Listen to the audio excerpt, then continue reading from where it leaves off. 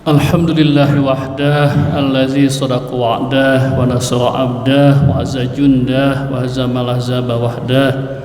Allahumma salli ala man la nabiyya ba'dah wa ala alihi wa sahbihi wa man tabi'ah. Asyhadu an la ilaha illallah wahdahu la syarikalah wa asyhadu anna Muhammadan abduhu wa rasuluh.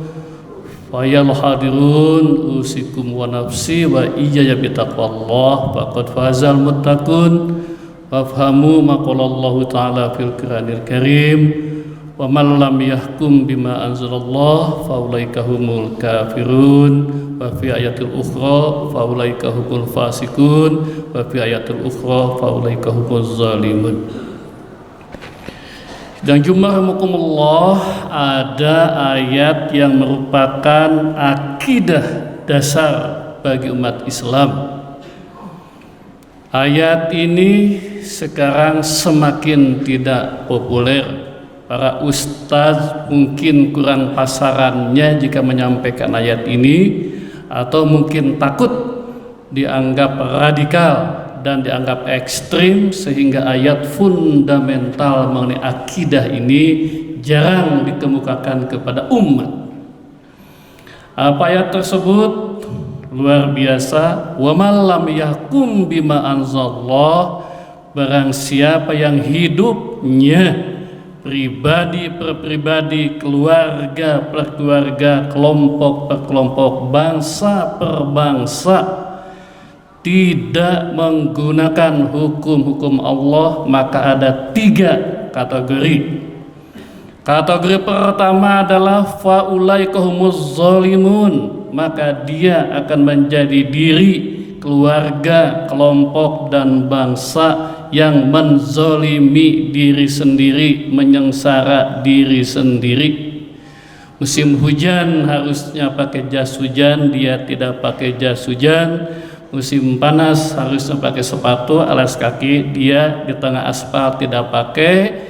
Itu orang zalim, orang menyengsara diri. Kenapa? Karena tidak menggunakan hukum Islam. Yang kedua kategorinya naik sedikit, faulaika humul fasikun, orang yang tidak menggunakan hukum Allah dalam kehidupan dirinya, keluarganya, kelompoknya dan bangsanya. Faulaika humul fasikun, orang yang indisiplin, yang banyak melanggar, yang durhaka kepada Allah. Maka dia termasuk orang yang merugi. Dan yang ketiga naik sedikit ke atas, wa man lam yahkum bima anzalallah faulaika humul kafirun, barang siapa yang hidup dirinya, hidup keluarganya, hidup kelompoknya dan hidup berbangsanya tidak menggunakan hukum Allah, hukum Al-Quran dan Sunnah Rasul, faulaika humul kafirun, mereka, kita semua termasuk orang-orang yang kafir. Ayat-ayat ini saya lihat jarang sekali sekarang disampaikan. Terima kasih kepada para ustadz yang telah terus membina umat, tapi banyak yang manis-manis saja disampaikannya, atau mungkin kurang pasaran, atau juga karena takut dianggap sebagai ekstremis dan radikal sehingga ditangkap oleh pemerintah. Saudara-saudara, itu adalah akidah kita, itu keyakinan kita. Wala tamutunna illa wa antum muslimun, janganlah kita semua mati kecuali dengan keyakinan dan pengamalan itu. Tapi saudara-saudara, sidang Jumat yang mulia, kita faham kita berada di negara kesatuan Republik Indonesia. Kita telah sepakat, telah konsensus membuat perjanjian bahwa hukum tertinggi di negara kita ini adalah Pancasila. Tapi jangan berarti dan jangan sama sekali kita mengabaikan keyakinan tadi. Itu adalah akidah dasar kita. Siapa yang tidak yakin dan siapa yang tidak mengamalkan bahwa hukum tertinggi bagi seorang mukmin adalah Al-Quran, kafir kategorinya enggak? Ditanya kita nanti di akhirat. Itu sebagai muslim, sebagai mukmin. Tapi saya katakan tadi, kita sudah sepakat membentuk NKRI dan hukum tertingginya adalah Pancasila dan Undang-Undang Dasar 45. Pancasila kita tahu itu dirumuskan dalam BPUPKI, dalam PPKI. Itu 7 anggotanya adalah mayoritasnya adalah kiai-kiai yang mempersembahkan Pancasila itu. Nah, saudara-saudara, ini harus kita jadikan pegangan hidup kita. Hukum tertinggi adalah Allah sebagai mukmin, sebagai muslim, tapi karena kita di negara Pancasila, hukum tertinggi Pancasila. Persoalannya adalah apakah Pancasila bertentangan tidak dengan Islam? Islam bertentangan tidak. Saudara-saudara, di negara kita ini rebutan sekali, banyak sekali faham-faham yang tidak sesuai dengan Pancasila. Faham liberalis, bebas, faham kapitalis, faham sekuler, bahkan faham komunis. Mereka mencoba menjadikan hukum-hukum di Indonesia dalam berbagai undang-undang. Padahal jelas liberalis, sekuler, kapitalis, apalagi komunis bertentangan dengan Pancasila.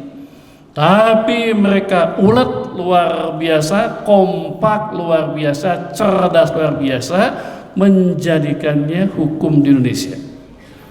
Dulu ketika Pancasilanya dalam Piagam Jakarta dikatakan ketuhanan yang Maha Esa dengan kewajiban melaksanakan syariat Islam bagi pemeluknya kan dicabut, ya kan ya? Itu adalah sumbangsih ulama Islam. Nah, setelah peristiwa itu maka Bung Karno mengumpulkan para tokoh agama termasuk tokoh Islam. Wahai para tokoh Islam, wahai para tokoh semua agama, jika kalian ingin di Indonesia ini undang-undangnya berdasarkan nilai-nilai agamamu, kata Bung Karno, silahkan, tapi tempuhlah dengan cara yang legal, konstitusional. Bagaimana caranya? Penuhilah parlemen dengan kader-kader. Jadi saudara-saudara, kita harus tetap memperjuangkan ayat Al-Quran tadi di negara Pancasila yang Pancasilanya banyak diinspirasikan oleh nilai-nilai Islam, tapi caranya tidak boleh radikal, tidak boleh ekstrim, dan tidak boleh inkonstitusional. Di mana pertempurannya adalah di Dewan Perwakilan Rakyat. Tadi disebutkan saya anggota DPR dan saya di sana menyaksikan bagaimana saudara-saudara kita yang dengan keyakinan masing-masing berbeda dengan keyakinan Islam. Bahkan saya katakan tadi mereka memperjuangkan kapitalis, liberalis, sekuler, bahkan komunis. Mereka lebih ulet, lebih sistematis, lebih kompak memperjuangkan hal itu, termasuk kekompakan antara orang dalam DPR dengan orang di luar umat-umat. Kita tidak pernah, Al-Quran tidak pernah akan dicoret, hukumnya seperti itu. Barang siapa yang tidak berhukum ke hukum Allah, zalim, menyengsara diri, indisipliner, tidak disiplin oleh Allah, dan yang ketiga kafir, kategorinya kafir. Nah, kita akan kafir jika kita dalam kategori tidak punya niat, tidak ada amal, dan tidak memperjuangkan.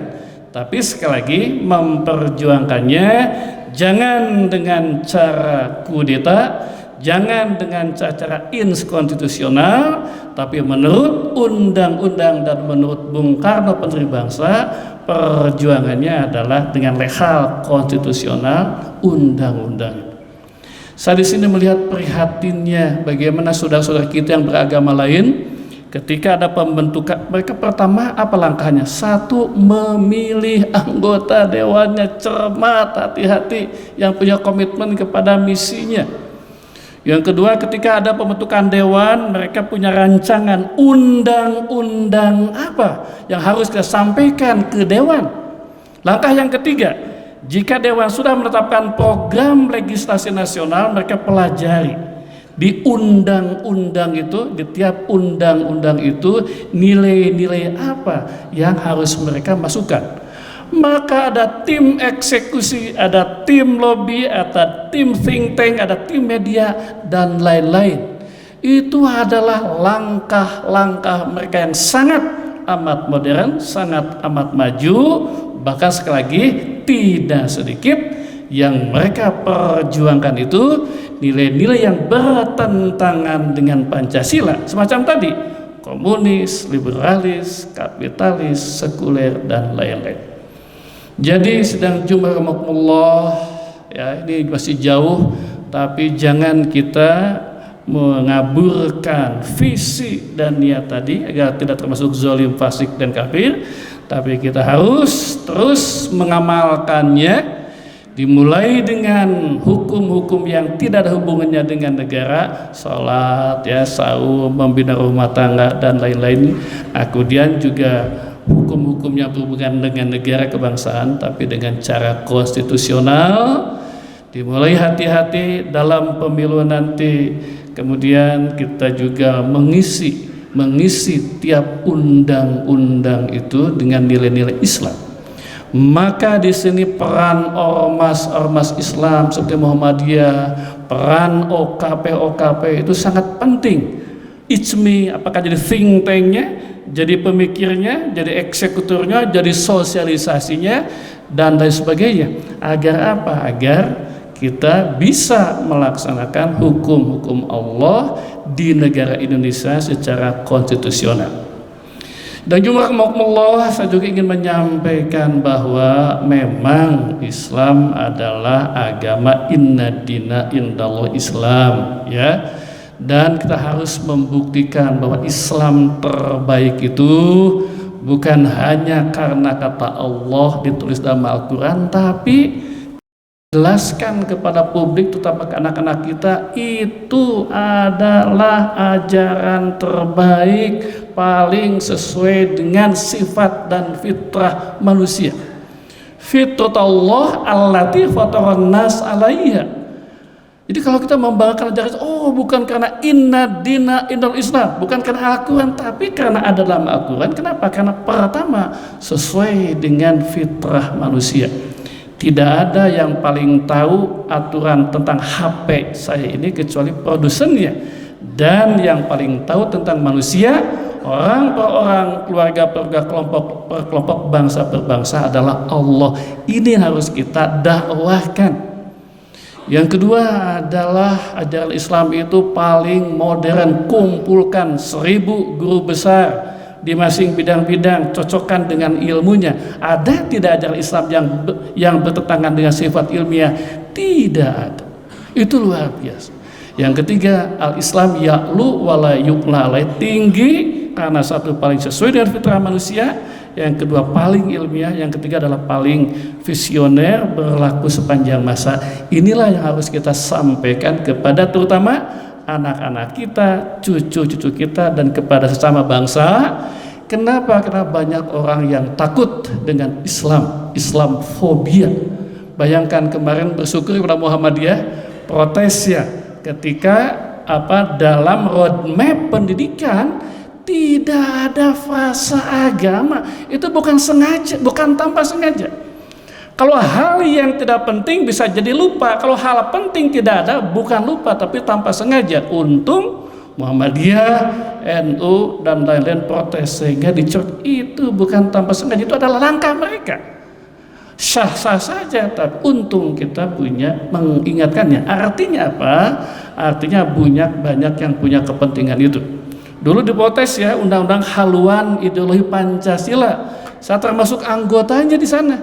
Saya dengan teman-teman memperjuangkan agar ciri manusia Indonesia ada ketuhanan yang Maha Esa. ciri suku bangsa Indonesia ada ketuhanan yang Maha Esa. Kenapa? Karena pihak lain tidak ingin ada ketuhanan yang Maha Esa. Padahal itu adalah ciri Pancasila. Kenapa? Karena komitmennya kuat dan kerjanya lebih kompak dan lebih bagus. Dan jumlah demikian apa yang ingin disampaikan. Sekali lagi kita harus berpegang terus kepada keyakinan yang tadi. Tapi kita harus tahu kita berada di NKRI dengan hukum tertinggi Pancasila. Maka perjuangan itu adalah kewajiban seorang mukmin di NKRI, tapi dilakukan dengan langkah-langkah yang legal, konstitusional. Dimulai dengan mari kita maksimum mengamalkan ajaran Islam untuk kehidupan pribadi, kehidupan keluarga tanpa harus berhubungan dengan negara. Nah, jika berhubungan dengan negara dan kita akan tetap dituntut di akhirat, kita lakukan tidak dengan radikal, dengan ekstrim, tidak dengan kudeta apalagi, tapi dengan cara-cara yang dijamin oleh undang-undang, agar ketika kita ditagih di akhirat sebagai muslim di NKRI kita mengatakan kami punya niat itu dan kami sudah memperjuangkan itu.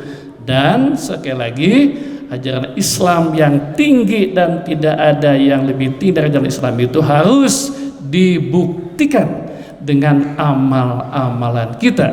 Jangan konsep, tapi dengan amal-amalan kita. Islam rahmatan lil alamin. Islam paling baik, paling tertib, paling kompak, paling bersih, paling disiplin, paling modern. Itu kita amalkan. Sehingga bagi mereka yang fobi, yang takut dan benci kepada Islam, mereka tidak bisa tidak menyanggah. Kenapa? Karena terbukti memang Islam itu adalah baik, tinggi, dan rahmatan lil alamin. Barakallahu li wa nafa'ani wa iyyakum bima fihi wa zikril hakim.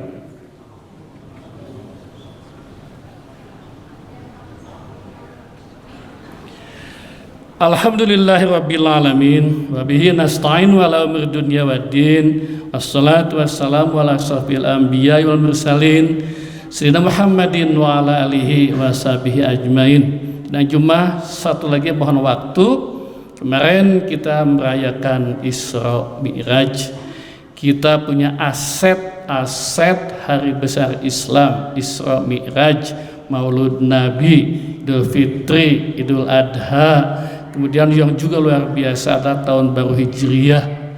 Banyak di antara kita yang abai terhadap aset tersebut, tapi marah kalau kita dikerdilkan, ya kan Pak? Nah, itulah maka jangan marah-marah saja, tapi mari kita pelihara aset itu. Kita marah kalau tahun baru 1 Januari itu rame, kita marah. Sementara 1 Muharram kita tenang-tenang saja. Dan kita marah kalau tiba-tiba ada ide misalnya dari pemerintah mencabut hari-hari besar Islam itu menjadi hari tidak libur, baru kita marah. Sementara kita tidak memakmurkannya, tidak mengisinya, bahkan kadang-kadang kita juga lupa tentang hari-hari besar tersebut. Inilah saya kira kultur-kultur, budaya-budaya yang harus kita jaga tersebut. Kita jaga nilai-nilai Islam, baik akidah, ibadah, muamalah syariahnya, amalkan maksimum, dan sebagai bangsa kita perjuangkan dengan cara-cara yang tadi. Dan jum'ahumakumullah, marilah kita akhiri. Dan saya ingin menutup bahwa yang benar adalah dari Allah, yang salah adalah dari saya. Saya Dr. Sodik Mujahid, Ketua Yayasan Dorikam, dan kebetulan sekarang jadi anggota DPR MPRI, sehingga bisa klarifikasi jika ada yang salah atau yang tidak jelas. Marilah kita akhiri dengan memanjatkan doa kehadirat Allah Subhanahu wa Ta'ala. A'udzubillahi minasyaitonirrajim. Bismillahirrahmanirrahim. Allahumma shalli wa sallim wa barik ala sayyidina Muhammadin wa ala alihi wa sahbihi ajmain. Allahumma ighfir lil mu'minina wal mu'minat wal muslimina wal muslimat al ahya'i minhum wal amwat innaka sami'un qaribun mujibid da'wat. Rabbana amanna faghfir lana warhamna wa anta khairur rahimin. Ya Allah, kami termasuk yang beriman kepada semua ajaran-ajaran-Mu. Maafkan segala kekurangan dan kelemahan kami. Warhamna rabbana amanna faghfir lana warhamna wa anta khairur rahimin. Aku termasuk yang beriman, tapi maafkan kesalahan-kesalahan dan kekurangan kami, dan tetaplah cintai kami dengan kelemahan ini, karena kami termasuk orang yang beriman. Rabbi ghfirli wa liwalidayya warhamhuma kama rabbayani shaghira. Rabbana hab lana min azwajina wa dhurriyyatina qurrata a'yun waj'alna lil muttaqina imama. Ya Allah, berikanlah kepada kami pasangan-pasangan, anak cucu, keturunan dan generasi penerus yang terus memperjuangkan kebaikan di negara Indonesia ini. Rabbana atina min ladunka rahmah wa hayyi' lana min amrina rasyada. Rabbana afrigh alaina sabrun. Ya Allah, limpahkanlah kepada kami kesabaran, wasabit aqdamana, mantapkan hati kami di jalan-Mu ya Allah. Fansurna 'alal qaumil kafirin, bantulah kami menghadapi segala macam tantangan-tantangan dan ancaman-ancaman. Rabbana atina fid dunya hasanah wa fil akhirati hasanah wa qina azabannar. Subhana rabbika rabbil izzati amma yasifun wa salamun alal mursalin walhamdulillahi rabbil alamin.